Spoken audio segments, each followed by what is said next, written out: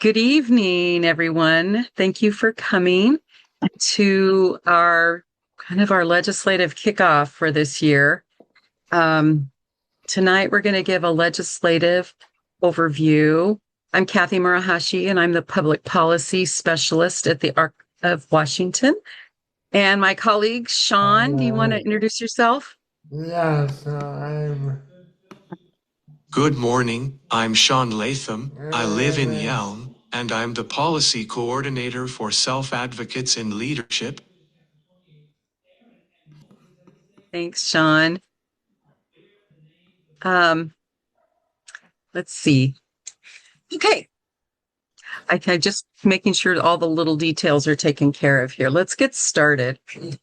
So legislative session starts next Monday. And this is a session that will be 60 days. So it's what's considered a short session. It's considered a supplemental session. So last year was the long session, and it was like is it like 90 days? And that's where it's like they start the budget. Our budgets are on a 2-year cycle.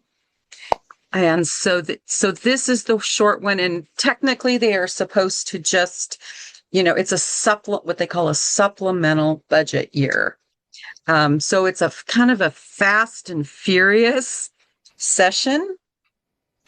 And we think it's going to be a little bit bumpy. Let me kind of give you some background about why that is. So I'm just making sure you see the back there. So in the background playing, so we're Washington State, but I'm sure you all are quite aware that there's been a lot happening at the federal level. And some stuff that's been pretty rough, particularly folks who have disabilities and rely on services. So, in July, they passed what's called HR 1. Some people, they call it the big, beautiful bill. We don't think it's so beautiful. That impacts Medicaid and makes a lot of cuts and a lot of adjustments to Medicaid that, although they're not hitting quite yet our state, we are anticipating them coming soon. So that's what worrisome. And our state is having to prepare for them and get ready. The same for SNAPs. You knew the government shut down in October, right? And that was a big deal and SNAP was one of those big pieces where people's SNAP, which is food benefits for low income people, were delayed. And the other thing that big HR 1 did was make cuts in SNAP and how it's administered and requirements for that. And again, the state is going to have to make some adjustments because of that. So that's happening. We also know there's been a lot happening with the Department of Education. They've been trying to dismantle it. And, the biggest piece around that's important for us is we're really concerned about special education. So a lot of our funding comes through there, not all of our funding. So, there might be some cuts. We don't know yet. So far, we haven't seen that. But we're more concerned about that department administers and the civil rights part of it. So they're the enforcers of special education, the ultimate enforcers of special education law. So what we're concerned with is when they take all the staff away there, that there's nobody there to enforce the law. Now, if we're fortunate to be in Washington, and our law actually preceded the federal law. So we have some pretty good statute here, which is pretty cool. but we're concerned, and our state's pretty good about enforcement, but we all know that can be real challenges, and we're concerned in the broader sense about that special ed. So that's in the background.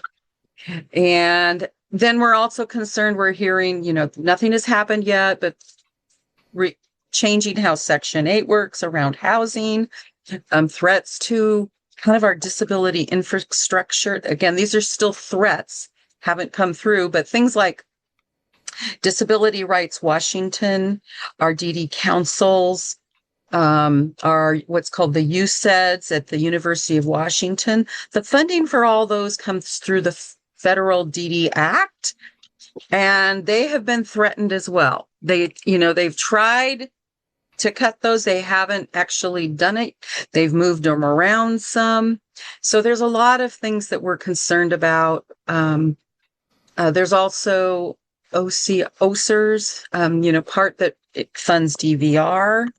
So all the things, right, that impact our folks Kathy, are at risk. I know most of the acronyms, but I prefer not to have acronyms because I don't know all of them. Yeah.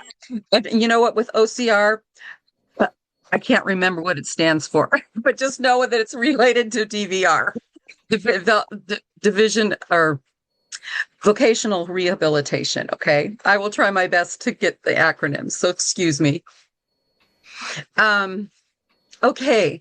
So that's all happening in the other Washington, right? But it has impact on our state. So what happens is especially the cuts to Medicaid and SNAP, what it does is it cost shifts to the states. So they're saying, sometimes I've heard people say, well, it didn't directly cut services for people with IDD. It didn't cut the waiver services directly or long-term care, which is true. But when our state is going to have to make a lot of really difficult decisions about Medicaid, it can't help but impact us. They've got to make decisions about that. So it's like the federal government has pushed it down to the state to decide how they're going to implement these things and how they're going to figure out what they're going to do. So that's really difficult for our state. And in some cases, it pushes it down to the state for our state lawmakers to make it. And sometimes it pushes it down to the agencies, to DDCS, to actually make the really nitty-gritty decisions. So that's hard too. So a lot of passing the buck in the decision making. Okay. So this is the thing that our legislators are facing as they come into this legislative session. They've got all that stuff happening in the background. On top of that, inflation is up. Our revenue is down. And again, they've got to absorb the new SNAP cost. Part of that bill, it used to be SNAP was 100% paid for by the federal government. Now they're saying that the states are going to have to pay a percentage of that. So that we've got to figure that out. The loss of Medicaid funding, they also have to come up with funding to implement the infrastructure to implement some of these changes that are being made. The other thing is our caseloads are continuing to grow, not just in DDCS, but in DSHS as well. Because when, inflation is up and people have less money, more people are in need. They're starting to see employment. We're not in a recession, but employment is starting to cool. You've probably seen the headlines that talk about, a lot of bigger companies have laid people off. So it's kind of like if you're thinking about your family budget, it's kind of like things cost more. I'm making less money and my family's bigger. That's kind of how it looks for our legislators. And if on a practical level, that's kind of how it works. But that's the scenario that our legislators are facing. Margaret Lee. Yeah, are we going to be able to have these slides that you're giving us? Will they be able for us to be able to use? Yes. Let me know. Well, we're recording, and then we will. I can send you the slides. Thank you very much. I'd appreciate you doing that. Absolutely. So here's the dilemma. And some of you have seen this slide, and we've had it for a while. So how, we have a giant budget hole that they've got to figure out. We've got a problem. How are they going to fill that budget hole? And, kind of the joke is, how deep is the hole? How big is it? So I don't know. 2 to 5 billion is what we're hearing. But it depends on who you ask, how big it is and how big the problem is. Because different people from the different parties have different opinions about how much it is and how it can be managed. So that's the dilemma of what they're going to do. And let's see, I think, Sean. Yeah. This is gonna be. This is Sean. As Kathy stated, the budget hole is billion. $1 billion alone probably sounds like a huge number, but let me break that down for you. If a person works 40 hours a week at the Washington state minimum wage, which is $17.13 in 2026, it would take 28 years and 7 months for them to make $1 million. It would take 28,016 years to make $1 billion. I don't think we live that long. And if that wasn't bad enough, it would take over 28 million years to make $1 trillion. So for us, just getting to $1 billion would take 388 generations to get there, but with the amount of programs and services we have, those kinds of cuts are huge and will impact our population a lot. Next slide. So our state, like other states, must make choices when they face deficits. It's important to note that our state must have a balanced budget. It can't just spend more money than it brings in from revenue, like taxes. So a decision needs to be made to balance the budget. Do we make budget cuts, which will reduce programs and services for different populations? Do we increase taxes in order to not make cuts? Or do we make some cuts and increase some taxes? We will have to decide what to do during the session. Next slide.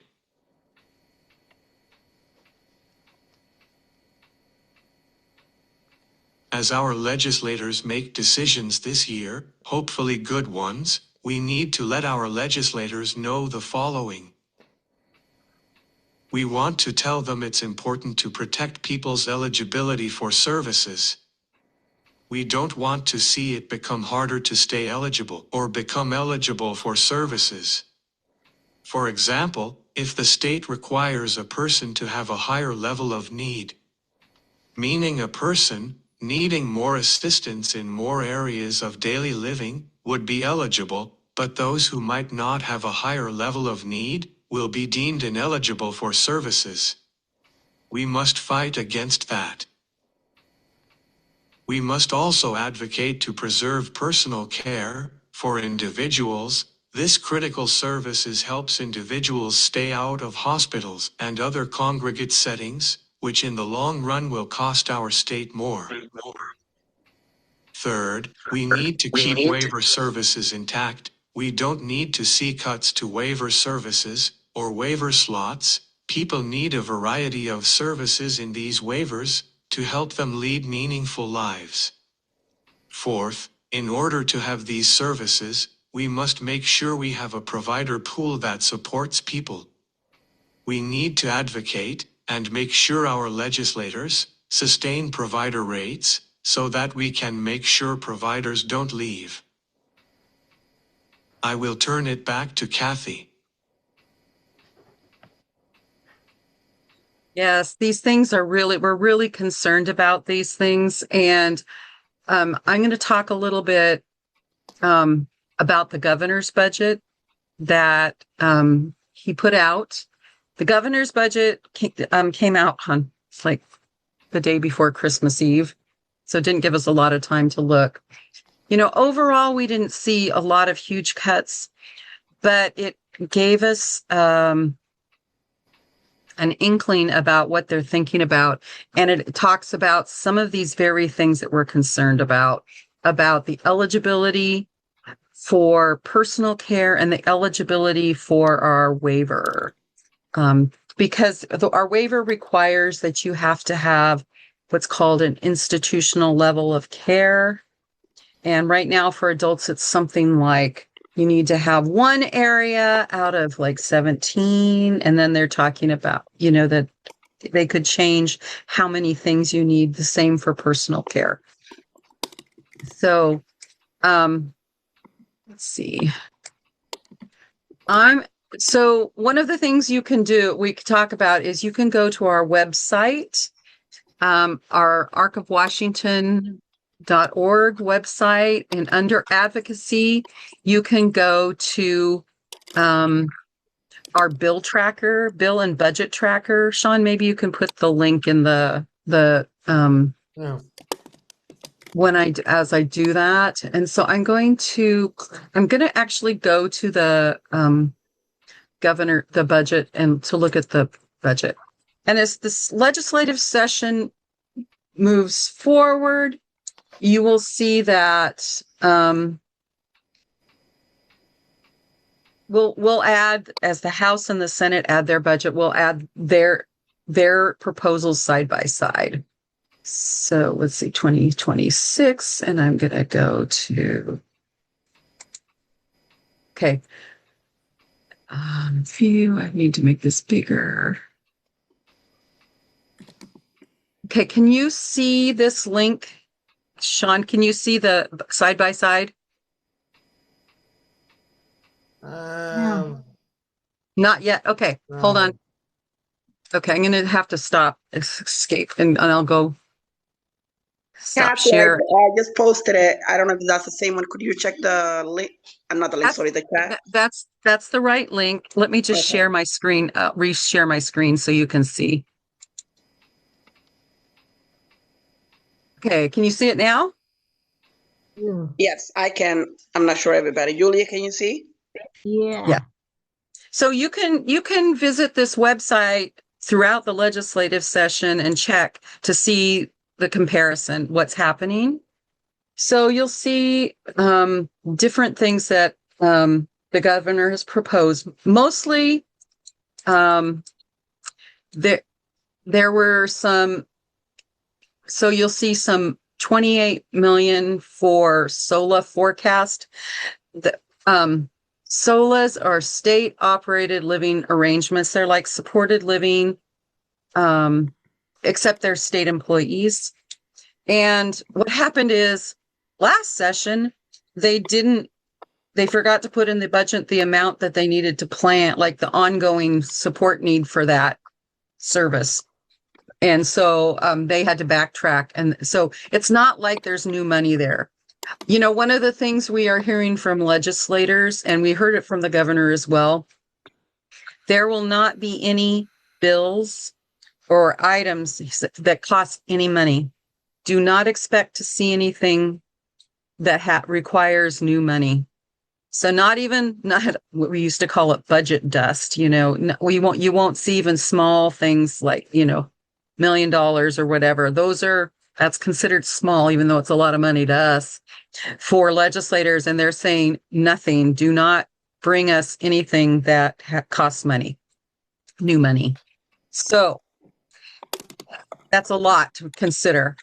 This $500,000 reduction so one of the things that happened, Behavioral Health and Habilitation Administrative you probably all know that Developmental Disabilities Administration got split out under, and now we have, let's see, Home and Community Living Administration. Okay.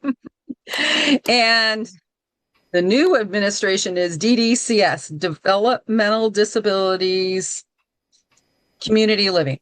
Okay, there was a lot. You're making me say all the acronyms. So it's just to confuse us. So they split. Okay. And so now the part that is community is just community. DDCS, that's just community. And then the part that was institutional, which was the SOLAs, state operated living alternatives, and our RHCs, residential habilitation centers. And so you'll see here this minus $500,000 is administrative reduction, is because they split and they had to split the cost. Okay. So that's what it is. They also removed, there were 3 new SOLAs planned, and they said because they weren't moving out of Rainier as fast as they had thought they were when they did the budget, they removed those 3 new homes. Now we think they should stay because we need a lot more housing, right? And care like that. Let's see. In DVR, Department of Vocational Rehabilitation, there is a 31% cut to what's called the School to Work program. This was, it's like 1.3 million that they're cutting. This was projected spending. It was money that had not been spent. And so what they were doing was expanding School to Work across the state. And they weren't spending it as fast and expanding as fast as they could. So they're making a cut, which is still unfortunate because we would like to see that everywhere. Let's see. This isn't exactly our stuff, but it impacts the DCYF, Department of Children, Youth, and Families, has taken a large reduction on Working Connections childcare. So it puts what they call a soft cap. Nobody's going to get kicked off, but it's going to be more difficult to get on when the time comes. Let's see.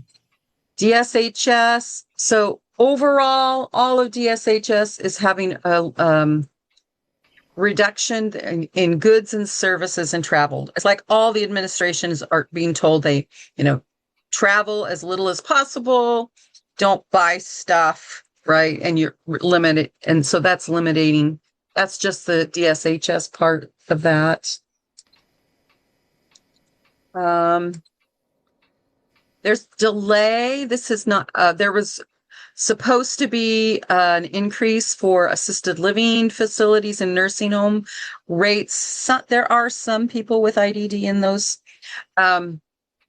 There was supposed to be a rate increase, I believe, this year, but they're going to delay it until 2028, and that saves them about $69 million.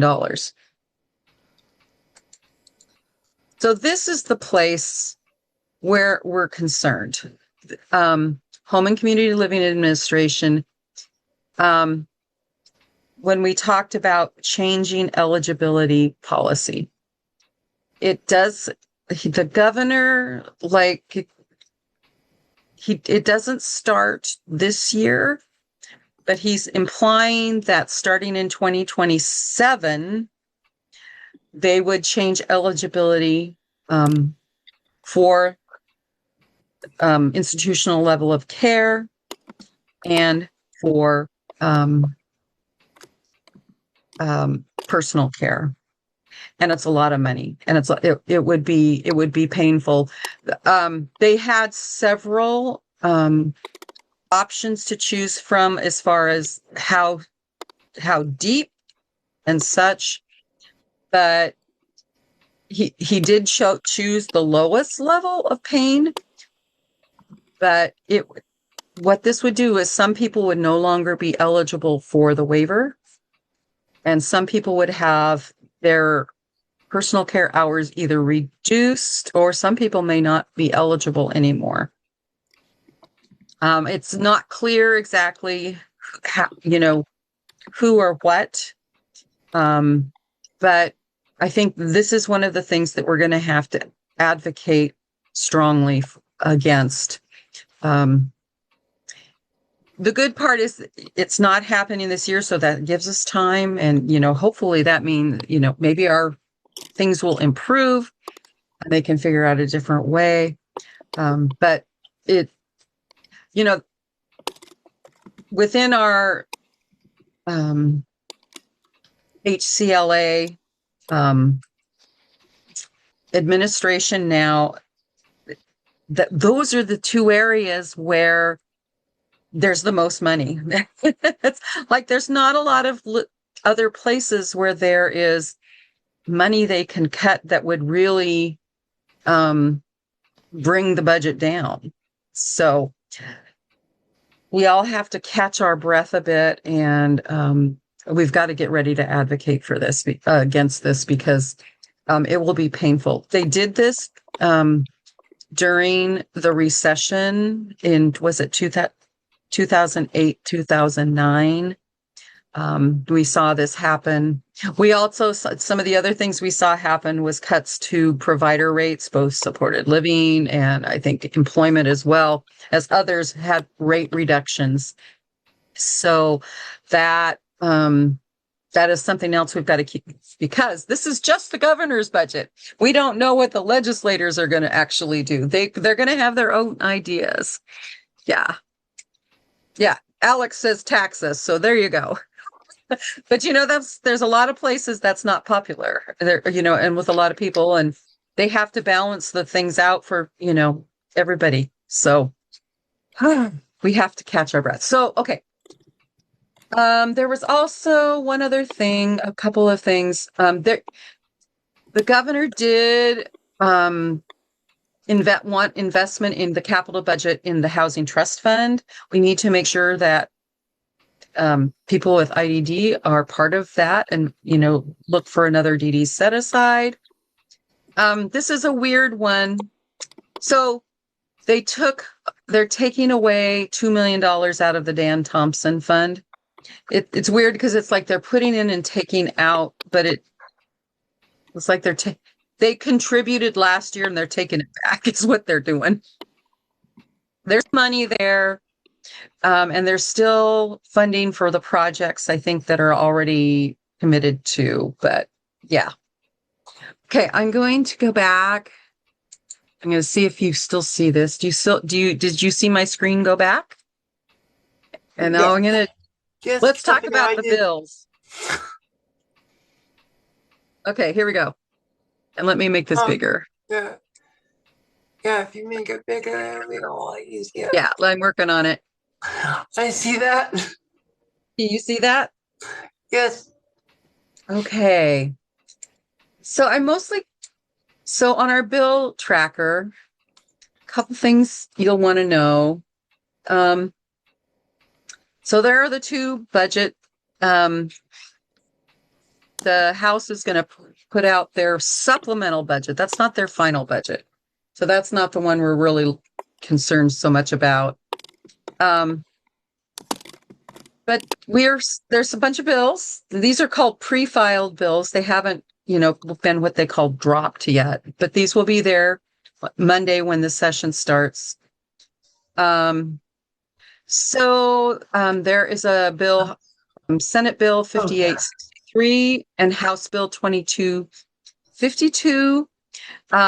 So some of you may remember, not this last session, the session before, we worked on a bill. It's like, didn't we fix this? Preservation of records at Lakeland Village. And we passed the bill and we thought we did that. Yeah. Well, there was a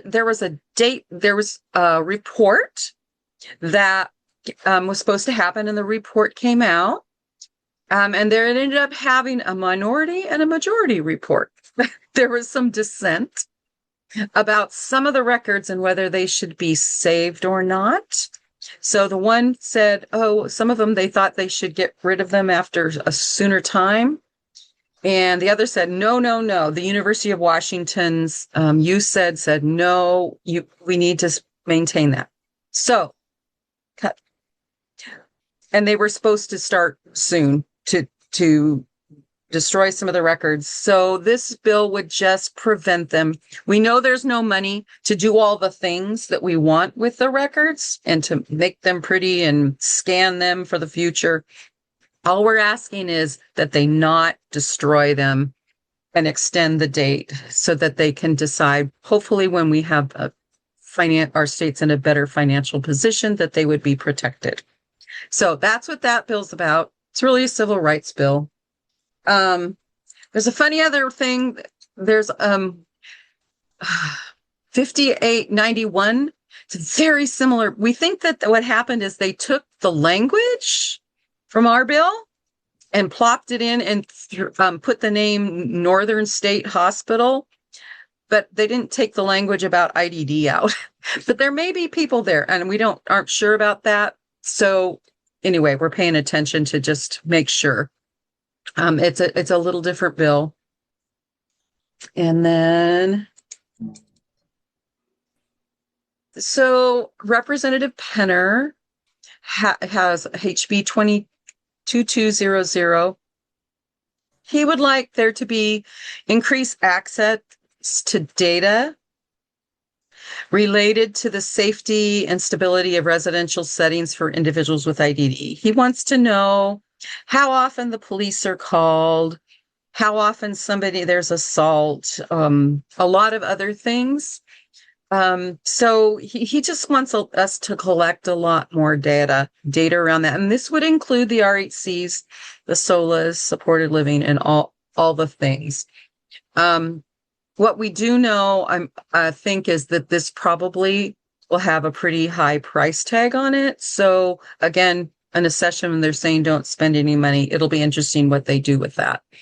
It's not, we would support more data. Data is a good thing. So, and then 231119, renames certain state, renames our RHCs. Okay.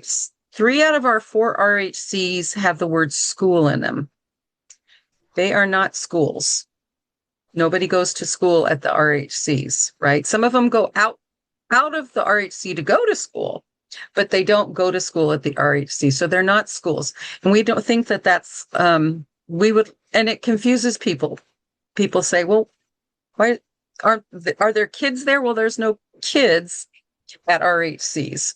So, Representative Farivar is asking to have, that word taken out of all the RHC going forward. So that it would no longer be Rainier School or Furcrest School. It would just be Furcrest RHC or Furcrest or Rainier RHC.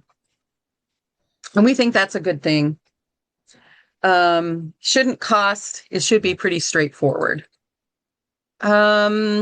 Representative Penner also has 2 bills. I'm not sure.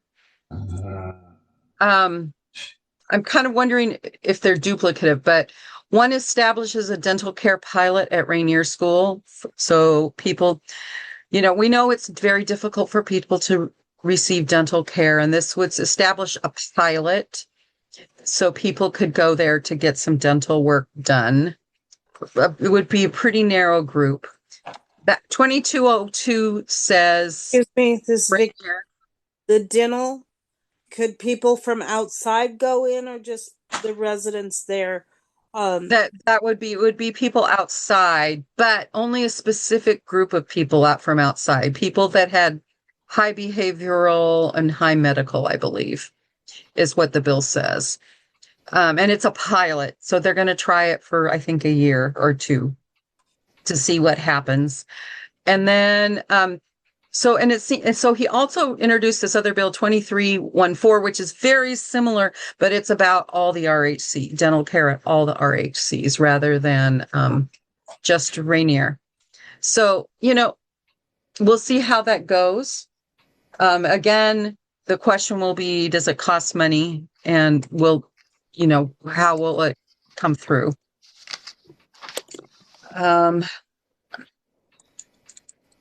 There's also a bill 2230, which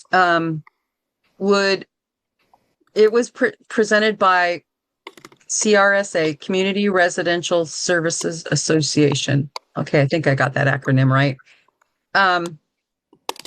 That would streamline some of the monitoring and oversight activities related. So there's like 2 agencies sometimes that do monitoring and oversight within supported living. And they kind of happened at different times, and they're kind of duplicative. They do the same thing and they come at different times of the year. So they're asking to streamline those, and so that they, if you get one in April and it was fine, and you don't have to do it again in June or whatever. Making those dates up, right? So that there, and it was hopefully a way for supported living maybe to save some money and save the state some money. Let's see. Okay, so I want you to see here down below. I've got to make this a bit smaller. Hold on.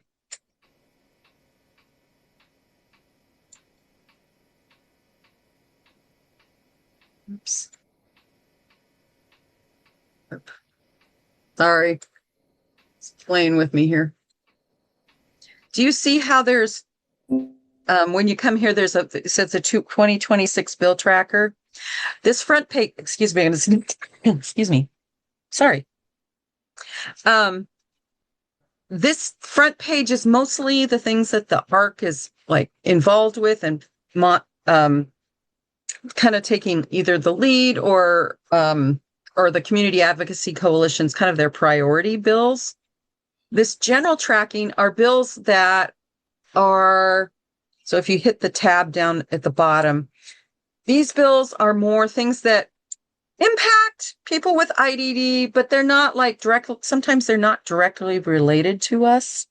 So, or, they're they might affect a lot of people beyond people with IDD, but we're kind of these are bills we're keeping our eye on.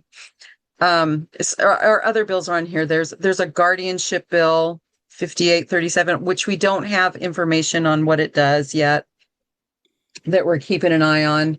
And some of these may end up getting moved to our front page later. And there's the preservation of records and the data and the renaming. There's a couple of education bills. One about receiving special education transportation as a related service to their IEP. For this different kinds of assessments that aren't really related to IDD, but they could. Fulfilling high school and beyond plan requirements with IEP transition plans. There's 5823. This is one that would impact everybody, but they're concerned that they would create patient advocates at every hospital. One about durable medical equipment. Where's the dental? Sorry. I want to talk about the advocate at each hospital. I would be really good at testifying on that. Yeah. We don't know a lot about that right now, but pay attention, and you can go read the bill. If you click on the link, you can go read and learn what it's about and watch for when it has a hearing. So that would be great. I think a lot of people would really like that. There's a bill about expanding access to PANS treatment, which is a special kind of infection that some people get. One about concerning medically tailored meals, changing the requirements there. There's some in housing. This is one we're watching a little bit, prohibiting home buyers from receiving multiple state-funded down payment assistance loans or grants. Some of our folks that have over the years have used more than one grant. That's the only way they could afford they need both of those grants. So we're concerned that this might eliminate a lot of people from being able to buy a home. Some of from the home down payment programs. Real estate excise tax exemption for the sale of affordable housing. Again, we don't know a lot, about these. Where'd it go? Sorry. Some of these, but again, these are ones we're just kind of keeping our eye on to see what happens. Let's see. There's one about providing access to legislators to facilities and owned, operated, and licensed by the state, which is interesting. Tax exemption for housing for people with IDD, encouraging permanent supportive housing, transition housing, indoor emergency housing, indoor emergency shelters. There's that streamlining bill we talked about. This is interesting. 5911 is a bill that currently, if a person is in foster care, and this bill narrows it just to 18 to 20. There's extended foster care. The individuals that are there, if they have a disability and they're SSI eligible, currently the state takes pretty much all of the SSI money and uses it for their care. What this bill was do is allow them to keep the money, their SSI or SSDI, and they'd have to put it in either in an ABLE account that they could save for until the future. So we actually think this is a bad thing. It's got a good thing. It's got some things technically with benefit planning that we're a little worried about, but we think it's a good thing. Some other states have done this. What number is that? 5911. Thank you. And then 2092, again, this is one that doesn't directly affect us, but it does. They're creating a passenger rail advisory committee. Sounds great, right? But it doesn't mention any people with disabilities being on the committee. So we think that they need to add that as a requirement, right? So those are the current bills. There'll probably be some. They said if there's not, most of the bills are going to have to be out by next week because the session is so short. Okay, I'm going to stop sharing and I'm going to reshare. And I think I hand this back to, let's see, do I hand this back to you, Sean? Yeah. Okay, hold on. Let me share. Okay, and I got to figure out where I am. It's the hot button. There we go. Okay. I keep getting disconnected as well. Okay. Might be disconnect. Okay. Alright. Oh. I'm ready to talk. This is Sean. Let's talk again. With messaging, when we talk to our legislators, we must tell them to protect our services. We all deserve a meaningful life. We might need help with personal needs, we might need help with school, we may need employment assistance, and we might need help to get out in the community. Each of these kinds of services are Oh. Sorry.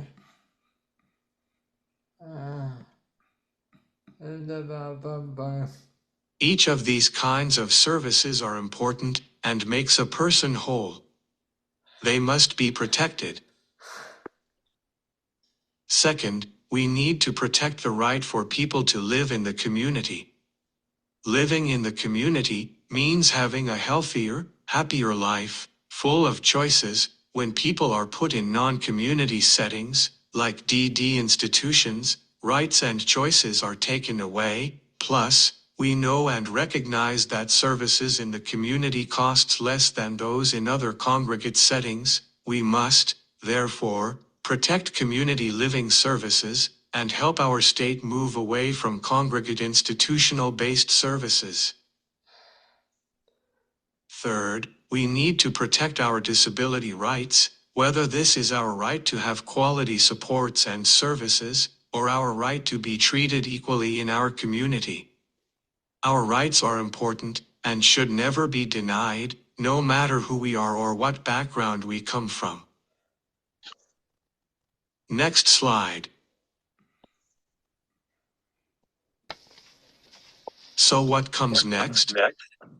Well, our state will begin the 2026 legislative session next Monday, January 12th, and it will go for 60 days, and it will end on March 12th.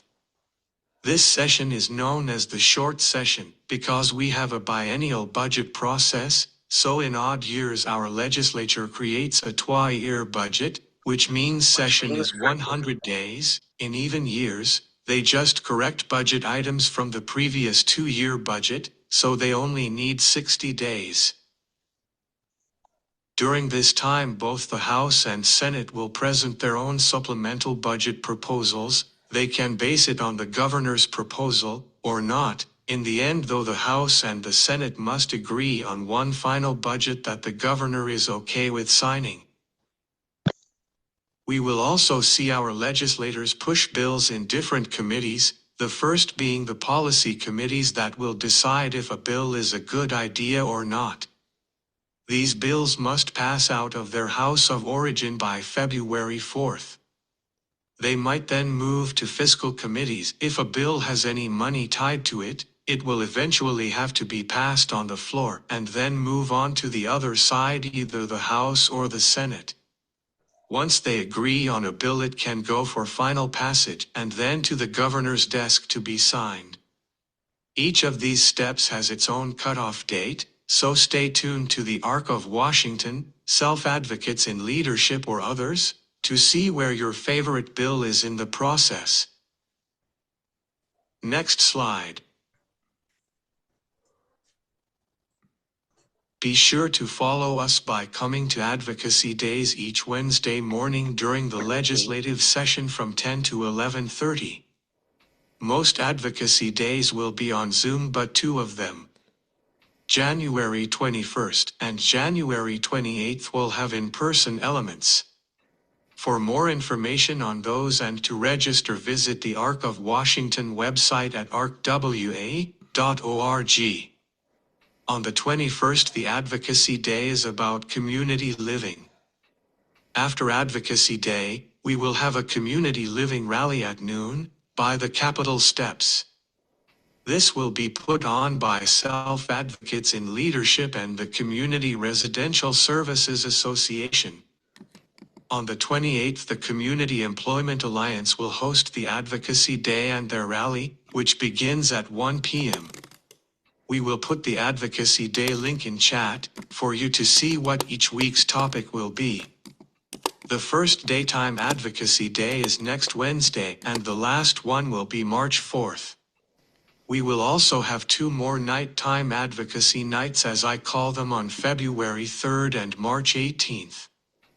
Also on the Arc of Washington website, you can sign up for action alerts, to get weekly messages from Kathy about what's going on during that week, and what we need you to help us with. We may ask you to talk with your legislators about a bill, or possibly testify in a committee about it.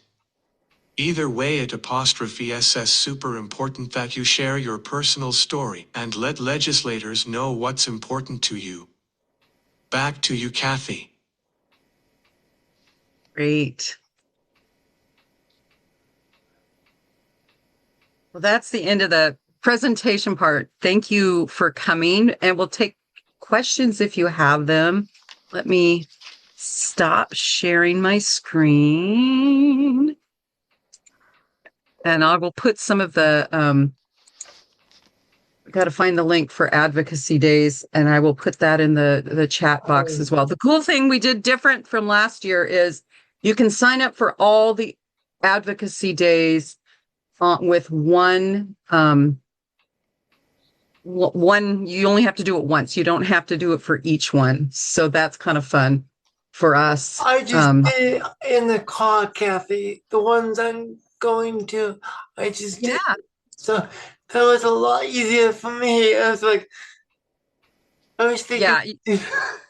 Used to be you had to do each and every week. So now you can Yes. do it all in one place. So that was an adjustment we made this year. So there's the link to the Advocacy Day page.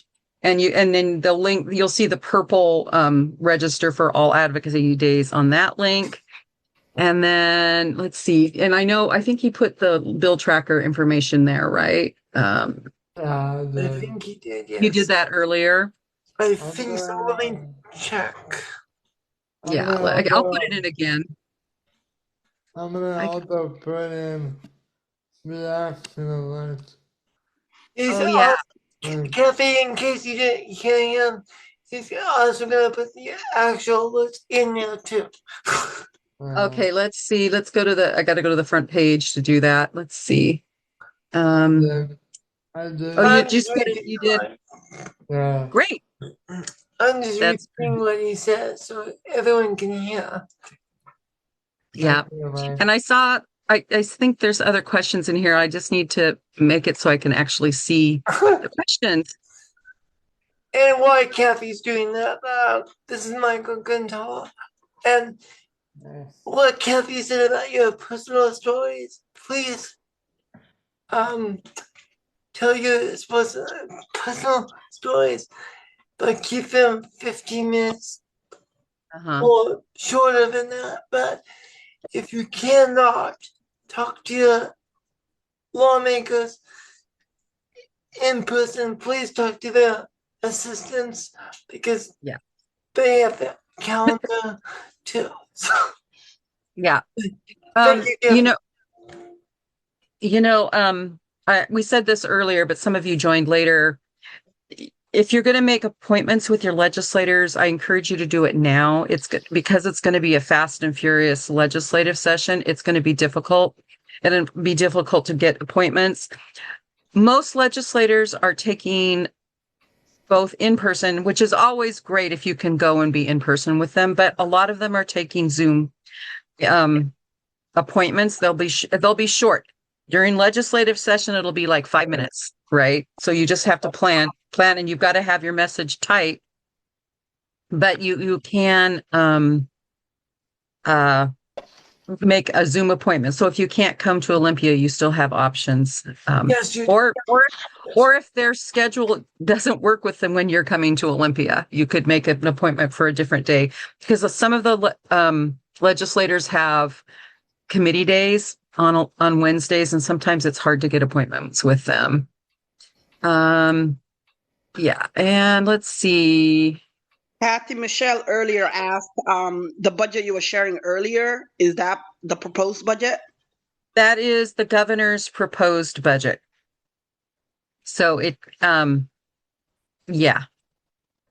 It's that. So, the House and the Senate will have their own. So we'll see where but it throws something out there to see how much will stick. But it also tells you what the governor's priorities were, and what he's thinking about. So it's kind of interesting to do that. Let's see, the version of the Lakeland Village. Oh, thank you. You found the version of the Lakeland Village report. Yes. That's great. Amy also earlier said, I think it was a couple of comments, that she has a meeting with Representative Mike Steele on Advocacy Day. And even though it's a short meeting, she said, oh, sorry, could you hear me? That's great. Yes. Yeah. She wanted to know if you wanted her to share anything on our behalf. I think just talk about the main things that Sean has talked about, preserve and protect, right? Our rights and our services. I think those two things are going to be super important. Yeah. Oh, and thank you for and you found the companion report. Thanks, Louisa.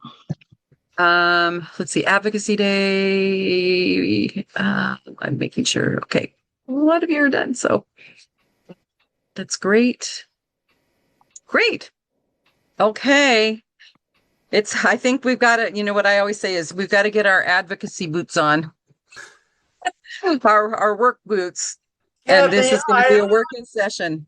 Kathy, I'm gonna say this for everyone.